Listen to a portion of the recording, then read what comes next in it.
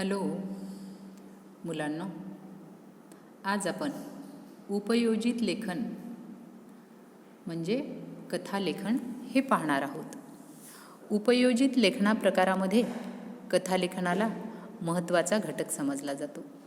यामधून विद्यार्थ्यांच्या सृजनशीलतेला वाव मिळतो. त्याचबरोबर कल्पना, नवनिर्मिती आणि स्वभाषित प्रगटीकरण हे कथालेखनाचे वैशिष्ट्यपूर्ण पैलू मानले जातात.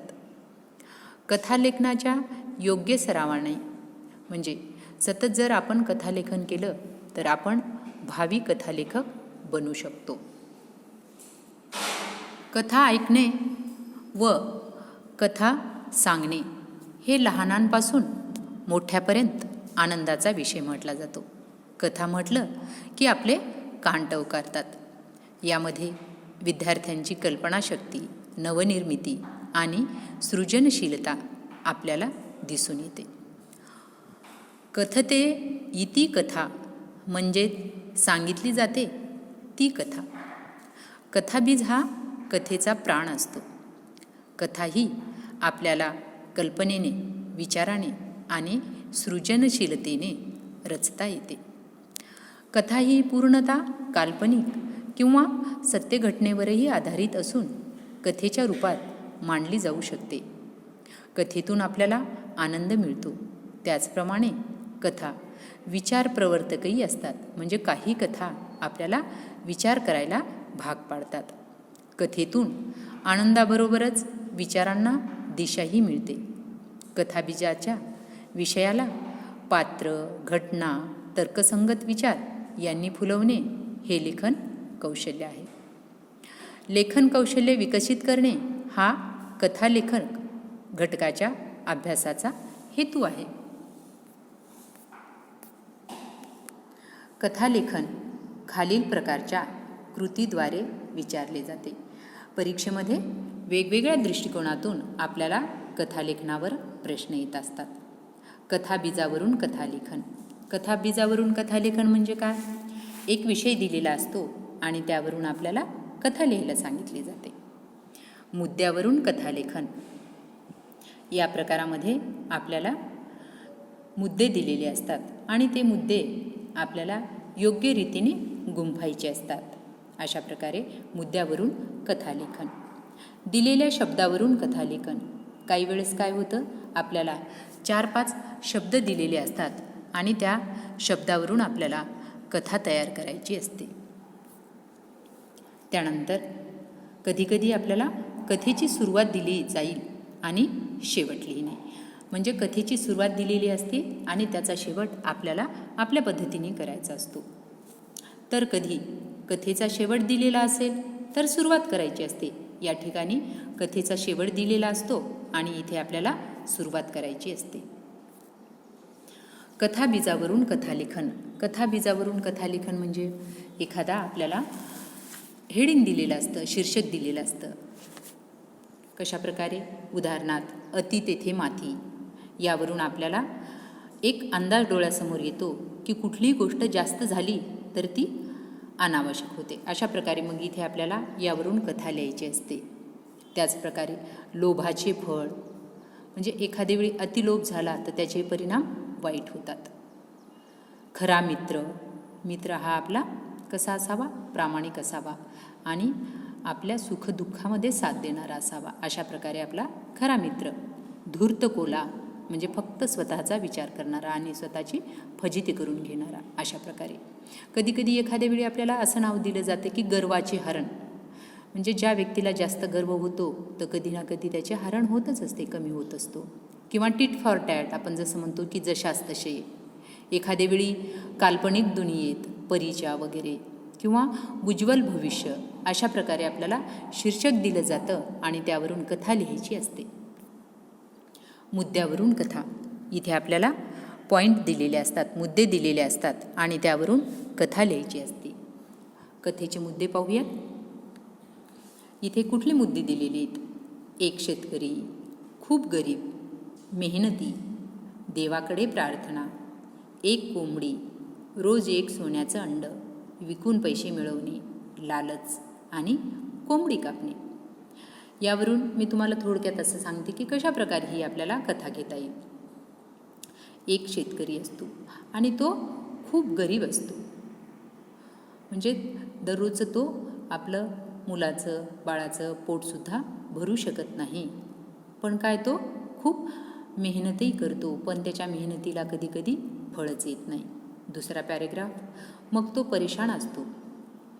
घरी गेल्यानंतर त्याची सतत बायको पण त्याला याने हिणवत असते की तुम्ही काहीच काम करत नाहीत, कुठल्याही पद्धतीचं काम करत नाहीत, मुलं बाळं उपाशी राहतात. एक दिवस मग तो देवाकडे प्रार्थना करतो की देवा, मी एवढं काम करतो पण मला त्याचं फळच मिळत नाही. आणि खरंच मग देवाला त्याची दया येते आणि तिथे प्रत्यक्ष देव प्रगट होतो.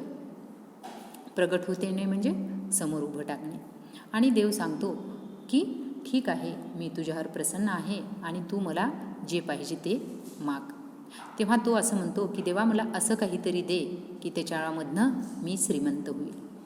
मग देव एक कोंबडी देतो.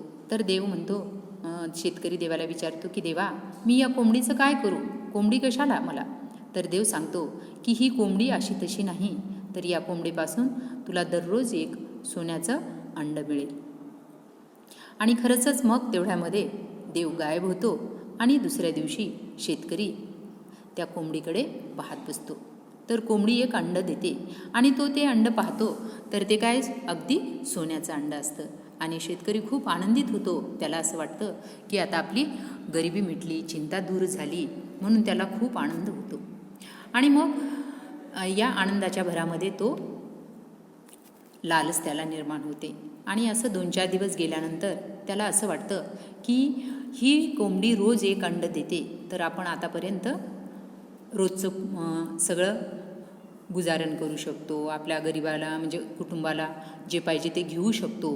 पण त्याच्या मनामध्ये अशी लालच निर्माण होते की जर आपण ही सोन्याची कोंबडी कापली तर तिच्या पोटामध्ये खूप सारे आपल्याला अंडे मिळतील आणि आपण खूप श्रीमंत होऊ, अशी लालच त्याच्या मनामध्ये निर्माण होते. आणि त्याला दुर्बुद्धी सुचते.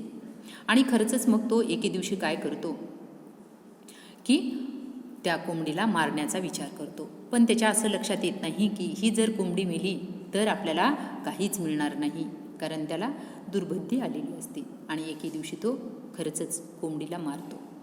आणि मग कोंबडीचा प्राण गेल्यानंतर त्याला त्या दिवशीपासून एकही अंड मिळत नाही. आणि मग त्याला खूप पश्चाताप होतो, पण त्यावर काही पर्याय होत नाही. मग अशा प्रकारे कुठल्याही गोष्टीचे लालच करणे हे अति धोक्याचे असते.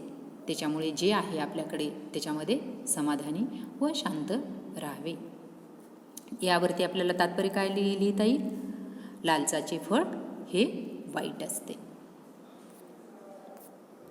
इथे पहा पुढचा प्रकार, दिलेल्या शब्दावरून कथालेखन करणे. आता मी जी कथा सांगितलेली आहेत तीच इथे शब्द दिलेले आहेत. गरीब, शेतकरी, कोंबडी, लालच आणि पश्चाताप. मग त्यावरून आपल्याला कथा तयार करायची आहे.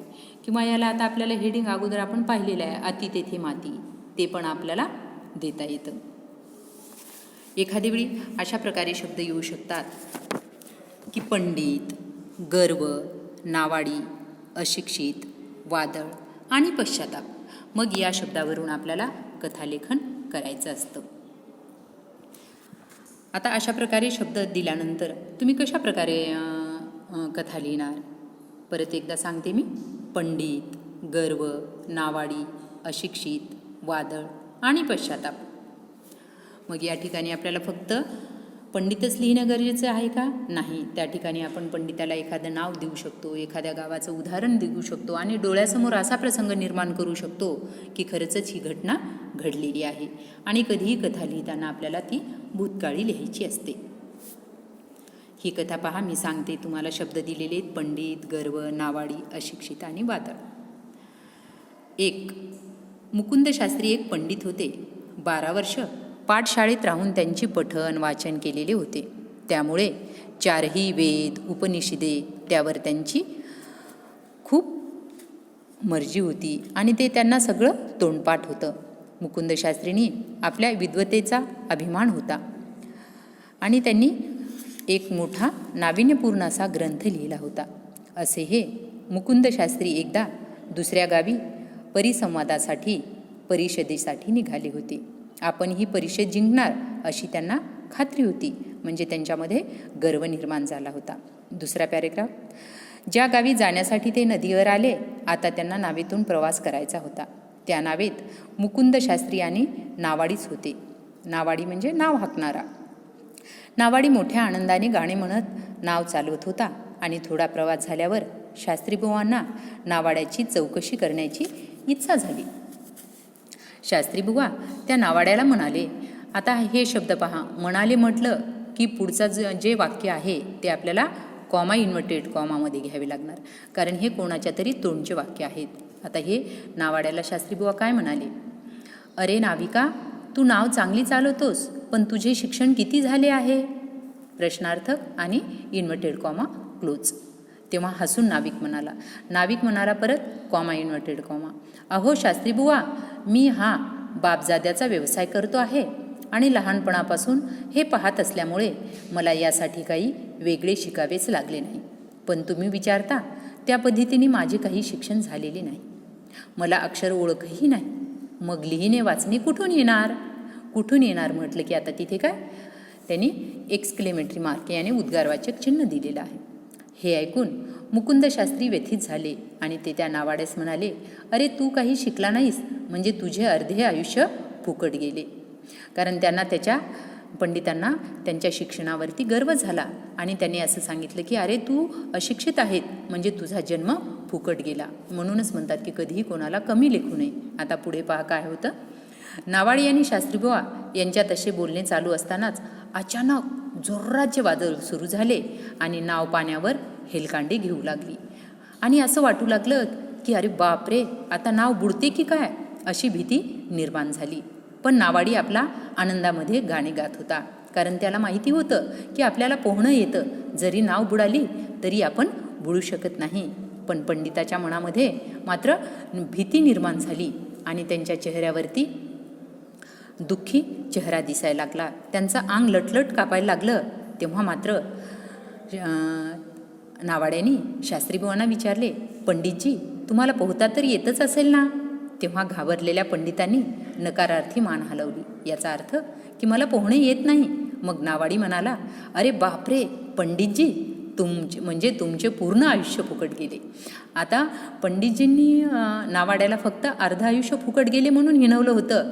पण पहा इथे मात्र मग नावाड्याने पंडिताला असं म्हटलं की अरे बापरे पंडितजी, कारण तुमचे पूर्ण आयुष्य फुकट गेले. कारण आता वादळ येणार आणि तुम्हाला काही पोहता येत नाही, त्यामध्ये मात्र तुम्ही बुडणार. आता नावाड्याच्या बोलण्याचा अर्थ पंडितांच्या लक्षात आला. अशा प्रकारे आता इथून आपल्याला या कथेला तात्पर्य काय देता येईल की विद्येचा गर्व किंवा कुठल्याही गोष्टीचा गर्व माणसाला कधीही असू नये किंवा कोणालाही कमी लेखू नये. अशा प्रकारे ही कथा. आणि या कथेला मग आपल्याला शीर्षक काय देता येईल की पंडिताचे गर्वहरण. अशा प्रकारे आपल्याला काही शब्द दिलेले असतात आणि त्या शब्दावरून आपल्याला कथा तयार करायची असते. कथेची सुरुवात दिलेली असेल, कधी आपल्याला कथेची सुरुवात दिलेली असते आणि त्याचा शेवट आपल्याला आपल्या पद्धतीने करायचा असतो. आणि काही वेळेस कथेचा शेवट दिलेला असतो, मात्र आपल्याला त्याची सुरुवात करायची असते. इथे पहा, कथा लेखनाचे महत्त्वाचे घटक कोणकोणते आहेत? कथा लेखनासाठी आपल्याला कोणकोणते महत्त्वाचे घटक लागतात? पहिला आहे कथाबीज. कथाबीज म्हणजे आता आपण पाहिल्याप्रमाणे हेडिंग किंवा शीर्षक. कथेची सुरुवात ही आकर्षक रीतीने करावी, म्हणजे कथा वाचणाऱ्याला ती खूप छान वाटेल. कथेतील घटना व स्थळ, म्हणजे ही कथा कुठे घडलेली आहे त्या स्थळाचे नाव दिले तर आपल्या डोळ्यासमोर एक प्रकारचं चित्र उभं टाकतं. कथेतील घटना व स्थळ. कथेतील पात्रे म्हणजे ही एखाद्या गावातली असू शकतात, एखाद्या शहरातली असू शकतात. त्याप्रमाणे जर गावातली असतील तर त्यांच्या तोंडी आपल्याला अशुद्ध भाषा द्यावी लागते आणि शहरातील असतील तर तिथे आपल्याला मात्र शुद्ध भाषेचा उपयोग करावा लागतो. नंतर पहा, पात्रांचे स्वभाव विशेष, म्हणजे जी पात्र आहेत, जी आपल्या कथेमध्ये शेतकरी आहे किंवा राजा आहे किंवा परी आहे त्यांचा स्वभाव आपल्याला दाखवून द्यावा लागतो. पात्रामधील संवादाने एकमेकांशी बोलणे, संवाद साधणे. विषयाला अनुसरून भाषा. आत्ता सांगितल्याप्रमाणे जो विषय आहे त्याला अनुसरूनच आपली अशी कथेची भाषा असावी. आणि कथेचा शेवट कसा असावा? म्हणजे अगदी कथेची जशी आपण सुरुवात केलेली आहे त्याला सांगड घालणारा असा शेवट असावा. आणि शेवटी आपल्याला कथेचं तात्पर्य लिहायचं आहे. आणि मग मिळालेला बोध, संदेश हे आपल्याला तात्पर्यामधून दाखवता येईल. त्याचबरोबर कथेला शीर्षकता द्यायचं आहे. हे सगळं करताना आपल्याजवळ एक प्रकारची सृजनशीलता आवश्यक आहे. त्याचबरोबर आपल्याजवळ म्हणजे कल्पकता हवी आणि तर्कसंगत विचार हवेत, म्हणजे आपली कथा योग्य लेखन होईल. इथे पहा कथाबीज म्हणजे हा कथेचा प्राण असतो. विषयास अनुसरून आणि तर्कसंगत विचार. कथेची रचना 3 मुद्द्यांमध्ये झाली पाहिजे. 3 मुद्दे म्हणजे 3 गोष्टी आवश्यक आहेत. प्रारंभ, सुरुवात, मध्य आणि शेवट. मग इथे तुम्हाला 4 किंवा 5 पॅरेग्राफसुद्धा लिहिता येतील. कथेतील घटना व पात्रे. विषयानुसार पात्रे, विषयानुसार घटना आणि सुसंगत स्थळ. म्हणजे काही ठिकाणची आपल्याला गावाची नावे म्हणा किंवा जंगल आहे किंवा शेत आहे असं त्या कथेला अनुसरून आपल्याला ठिकाण दाखवावं लागतं. कथेतील संवाद व भाषा. कथा विषयाला अनुसरून भाषा, अलंकारिक भाषा. याचबरोबर मी सांगितल्याप्रमाणे तुम्हाला योग्य विरामचिन्हांचा वापर करायचा आहे. प्रश्नार्थक वाक्य, उद्गारवाचक वाक्य, कॉमा युनायटेड कॉमा. पात्राच्या वैशिष्ट्यानुसार भाषा. जी पात्र आहेत त्यानुसार त्यांची भाषा असली पाहिजे. त्याचबरोबर आपण वेगवेगळे वाक्यप्रचार, म्हणींचा कथेमध्ये वापर करू शकतो. शीर्षक, तात्पर्य आणि संपूर्ण कथेचा आशय.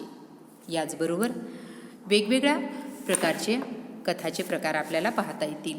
काल्पनिक कथा म्हटलं की परी किंवा भूत अशा प्रकारे आपण लिहू शकतो त्या आधारित. धार्मिक कथा याने देवादिकांच्या कथा जसे की राम, लक्ष्मण, सीता, कृष्ण, शंकर भगवान. पौराणिक कथा, ऐतिहासिक कथा, जे राजे वगैरे मोठमोठे होऊन गेलेले आहेत, शिवाजी महाराज वगैरे, त्यांच्यावरती ऐतिहासिक कथा. आणि तंत्रज्ञानावर आधारित कथा. त्याचबरोबर सत्य घटनावर आधारित कथा. एखादी कथा एखादी सत्य घटना होऊन गेलेली असते आणि त्याच्यावरती आधारित असते. आणि प्राण्यांच्या कथा तर तुम्हाला माहितीच आहे. हुशार, कावळा, धूर्त कोल्हा, लबाड लांडगा, हो की नाही, अशा प्रकारे कथेचे प्रकार आहेत. तर मुलांनो, अशा प्रकारे आपल्याला परीक्षेमध्ये कथालेखन हा भाग येत असतो, पण तो आपल्याला पूर्ण विचार करून पूर्ण करायचा असतो. तर आज आपण इथेच थांबणार आहोत. धन्यवाद.